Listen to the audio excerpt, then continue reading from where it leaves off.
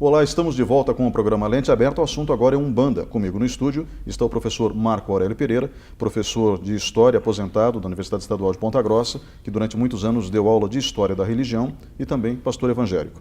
Professor, com o seu conhecimento em Teologia e História da Religião, o senhor nos ajudou a entender no bloco anterior o que é o candomblé, que é uma expressão de base africana, mas uma expressão brasileira de diversas crenças africanas que foram misturadas pelo caldo de pessoas que vieram trazidas à força da África para cá. Cada nação das Américas acabou desenvolvendo um processo sincrético diferente. Em Cuba resultou na santeria, no Haiti no voodoo, aqui no caso do Brasil no candomblé. Isso falando de uma religião de matriz fortemente africana. Mas agora eu gostaria de falar da Umbanda. A Umbanda que, até onde eu saiba, foi fundada por um médium chamado Zélio Fernandino de Moraes em 1908 em Niterói, no Rio de Janeiro. Uhum. Eu sei que então ela foi fundada por um médium que tinha pelo menos passagem pelo kardecismo, que se baseava também nos ensinamentos de Allan Kardec, mas usou orações do catolicismo e referências culturais, no mínimo, se não de fé, do próprio candomblé. Sim. Então, a Umbanda é uma religião que mistura essas três matrizes diferentes? Não, e mistura mais que isso. A Umbanda, ela tecnicamente, a gente chamaria uma religião de sincretismo aberto. A Umbanda surgiu, inicialmente, com o Zélio lá, que ele foi a uma sessão de mesa branca de espiritismo kardecista, porque ele tinha episódios de incorporação e ninguém sabia o que era aquilo, os médicos não davam resposta, e ele foi. E nessa sessão ele incorporou um caboclo das sete encruzilhadas, né? Que é o caboclo fundante, e foi um escândalo, porque o kardecismo, na época, hoje já é mais democrático, já é mais aberto, não há nenhuma crítica ao kardecismo no que eu estou falando, mas na época era uma religião muito influenciada pelo positivismo de Augusto Comte. Kardec foi muito influenciado por Augusto Comte, e, portanto, era uma religião que tinha a ideia de progresso, de evolução, como ideia fundante, e daí incorporava médiums que eram advogados, engenheiros, médicos, os médios incorporavam categorias de elite da sociedade. E quando incorpora um índio, um preto velho, esses espíritos eram considerados menos evoluídos por uma transposição até natural, não há nenhuma crítica, da estrutura social terrena para a estrutura social espiritual. A Umbanda rompe com isso. E ela rompe com isso numa postura que, do ponto de vista de análise da religião, é muitíssimo interessante. Eu não conheço outra religião com essa egrégora. Egrégora é o termo técnico para o conjunto de fundamentos que especifica uma religião. A Umbanda é de um sincretismo aberto. Já quando o Zélio montou o seu terreiro em Niterói, e ele foi lá, ele já trabalhava com pretos velhos e com caboclos, com indígenas, mas em cima de um ritual fortemente influenciado pelo catolicismo. Até hoje a Umbanda é muito influenciada. Há a coisa dos escravos referenciarem os orixás nos santos, que eu acho que essa é de senso comum, mas a própria liturgia, na maioria dos terreiros, as giras começam com Pai Nosso, com Ave Maria, com oração ao anjo da guarda, porque é um sincretismo. Eles dizem que Deus fala de várias maneiras e a Umbanda é aberta a todas. Esse primeiro núcleo, vamos chamar o núcleo formador da Umbanda no Brasil, era formado com 4 polos. Influência kardecista, por causa da incorporação. Depois disso, o kardecismo diminuiu, o padrão de incorporação hoje é bem distinto. Influência católica, influência indígena, o caboclo é o índio, e influência africana. Os pais, Os pretos velhos são pretos, na maioria, africanos ou descendentes de escravos. E a Umbanda, por ser aberta, ela não é uma religião que tem uma dogmática de exclusão. O que é uma dogmática de exclusão? Ou você segue um quadro de pressupostos teológicos, que é chamado de ortodoxia, ou credo, ou dogma, ou o que quer que seja, ou você não pertence a essa religião. Para a Umbanda, todas as religiões são emanações de Deus. Então ela está aberta a todas. E isso influenciou a própria forma e a própria abrangência da Umbanda.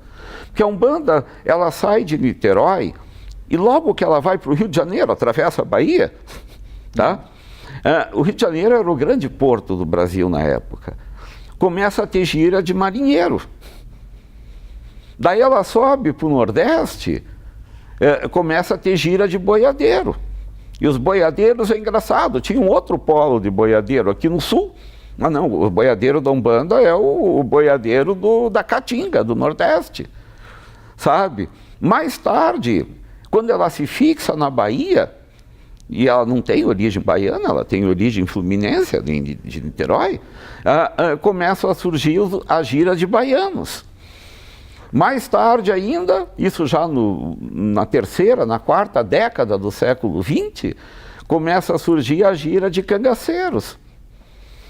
E quando a Umbanda se torna uma religião dos pobres da periferia, das grandes cidades, começa a ter uma área específica para aquilo que é chamado de esquerda na Umbanda. Os Exus e as pombagiras, que a apologética contra a Umbanda equivale ao demônio, mas que nem no candomblé Exu é demônio, nem na Umbanda Exu é demônio. Pelo contrário, Exu é o que trabalha entre as almas menos evoluídas, se fazendo entender por elas, para tirarem de lá e levar para a evolução. É aquele que faz o trabalho mais duro. E quando a gente fala em trabalho mais duro, não é feitiçaria. A Umbanda não faz feitiçaria, não faz amarração, porque os fundamentos da Umbanda são amor, caridade e respeito ao livre-arbítrio. Perfeito. Então, professor, a gente falou muito de gira. Na Umbanda existe o terreiro, né? Sim. Esse é um termo conhecido, acho que em Ponta Grossa são mais de 2.500. Tem. Aliás, tem muito terreiro em Ponta Grossa. E nós temos no ritual a gira, né? A gira, ela começa normalmente com as orações católicas, o Pai Nosso, a Nossa Senhora, o Anjo da Guarda, a oração ao Anjo da Guarda, e daí depois começam outras cantigas, os pontos para cada entidade. Ponto seria uma canção específica para uma entidade, seja ela um caboclo ou então um marinheiro. Qualquer uma, um orixá, qualquer uma. Mas gira por quê? Porque literalmente os médiuns rodam? Não. Quando se fala a gira, a gente tem que... gira porque o mundo gira, a roda gira. É o sentido da circularidade. A gente tem que entender que a temporalidade tribal, tanto entre índios quanto entre africanos, ela é de uma temporalidade circular. Então, quando você está na gira, você está rodando, não fisicamente. Há médiuns que, as pombas giras, por exemplo, gira porque a maioria delas incorpora rodando. Um preto velho não incorpora rodando. Ele não teria como, porque ele se incorpora carregando o peso da velhice, etc., sabe? Então, quando se fala em gira, é porque normalmente os médiums ficam em círculo e a incorporação ocorre dentro daquele círculo. O termo gira quer dizer o lugar onde ocorrem as incorporações. A gira é ao mesmo tempo como a missa. A missa é a designação do ato e o ato em si. Quer dizer, então você vai na gira para ver a gira daquela coisa. E a liturgia, Ney, ela começa com orações católicas e ela tem uma liturgia clara e bem elaborada, sabe? acaba a parte, daí canta-se o hino da Umbanda, canta-se o ponto de abertura da gira, canta-se o ponto e incorpora o orixá que é guardião daquele terreiro, como no candomblé, cada terreiro tem o seu orixá guardião, canta-se o ponto para o seu tranca-rua, que é o Exu que guarda a porteira, quer dizer, que guarda o portão para que não aconteça nada para o que está fora, nem para que está dentro, e depois, dependendo da gira, a gira vem, pode ser um dia de gira de preto velho, pode ser um dia de gira de caboclo, um dia de gira de marinheiro, esses são da direita. E daí, normalmente há um intervalo, e na segunda parte, a incorporação daqueles que são ditos da esquerda. Ninguém é comunista na Umbanda, não se preocupe, senão o pessoal vai ficar dizendo que o vermelho da esquerda é da bandeira do... Não tem nada a ver com isso. É esquerda por uma questão... A Umbanda se funda no fluxo energético. Tá? A direita, ela emana boas energias. Os caboclos, os índios, preto velhos, marinheiros. A esquerda, ela recebe e dispersa as más energias. É o Exu e a Pombagira. Você pode ver que o trabalho do Exu e da Pombagira é muito mais pesado, é muito mais difícil. Com quem que o Exu e a Pombagira vão falar? Com quem está carregado de energias ruins, e eles vão tirar essas energias ruins dessa pessoa, e a direita vai dar as energias boas. São duas faces de uma mesma moeda. Sabe por que não há diabo, nem na Umbanda, nem no Candomblé? Porque o diabo ele foi construído no cristianismo, no judaísmo não, mas no cristianismo ele foi construído como o antideus.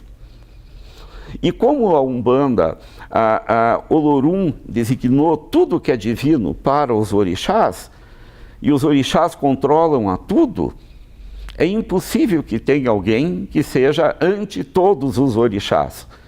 Quem é os espíritos, os quiumbas, esses espíritos menos evoluídos, influência kardecista, sabe? São espíritos que estão num grau de progresso da sua vida espiritual, já desencarnaram, mas ainda não chegaram a ser espíritos que tiveram a compreensão do fluxo da energia celeste e da luz. Então, a Umbanda é uma religião que você vai, e eu levava meus alunos, quando dava aula no seminário, em terreiros, o que mais impressionava eles é que tinha famílias, tinha crianças, mas é claro que tinha. Na igreja, domingo, não tem família, não tem criança. No fundo, é tudo igreja. E cada uma cultuando o seu Deus, as suas formas. Uhum. E eu acho que, falando em Umbanda, em Candomblé, em sociedade contemporânea, talvez a mensagem que devesse ser deixada, só para eu fechar, é a mensagem da tolerância. É muito mais fácil a gente lembrar de Jesus Cristo, que diz: na casa do meu Pai tem muitas moradas, sabe? Eu estou indo preparar lugar, mas tem muitas moradas. E quando a gente pensa assim, eu fico pensando, será que o nosso Deus é tão pequenininho que ele só cabe no quadrado da matriz religiosa que eu tenho? Ou ele é um Deus infinito que olha o coração e a fé de quem procura, independente do quadrado, porque todos os quadrados são construídos por homens. Professor, muito obrigado pela sua presença hoje aqui, falando tão rapidamente de um assunto tão complexo. Obrigado você, né? Vamos agora para um breve intervalo e voltamos em instantes.